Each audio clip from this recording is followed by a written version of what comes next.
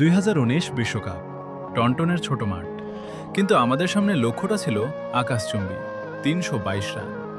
West ইন্ডিজের সেই দানবীয় ব্যাটিংয়ের পর যখন বাংলাদেশ মাঠে নামল, গ্যালারির অনেক ক্রিকেট বোদ্ধাই হয়তো ভেবেছিলেন কাজটা প্রায় অসম্ভব, কিন্তু ইতিহাস গড়ার জন্য তো টাইগাররাই সেরা। শুরু থেকেই আমাদের লক্ষ্য ছিল স্থির, আর আত্মবিশ্বাস ছিল তুঙ্গে। ভিডিওর এই ফুটেজগুলো খেয়াল করুন।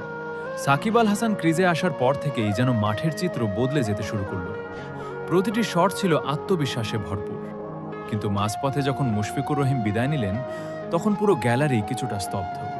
ঠিক তখনই দৃশ্যপটে লিটন দাসের আগমন।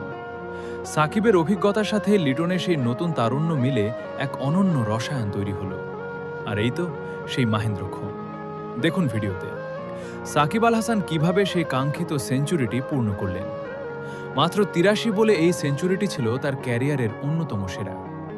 বিশ্বসেরা অলরাউন্ডার কেন তাকে বলা হয় তা তিনি সেদিন টন্টনের মাঠে প্রমাণ করেছিলেন। তার হেলমেট খুলে সেই উদযাপন আমাদের গর্বের মুহূর্ত ছিল। সাকিব সেঞ্চুরি করলেও অন্য প্রান্তে কিন্তু লিটন দাসও কোনো অংশে কম ছিলেন না। সাকিবের যোগ্য সঙ্গী হিসেবে লিটন যেভাবে শাসন করছিলেন তা ছিল অবিশ্বাস্য।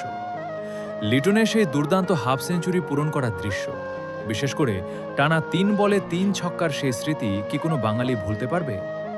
322 রানের পাহাড় আমরা টপকে গেলাম 52 বল হাতে রেখেই। ড্রেসিং রুমে সেই আনন্দ আর দর্শকদের গর্জন। ওয়েস্ট ইন্ডিজকে 7 উইকেটে হারিয়ে আমরা বিশ্বকে জানিয়ে দিয়েছিলাম টাইগাররা যে কোনো বড় লক্ষ্য তাড়া করতে জানে।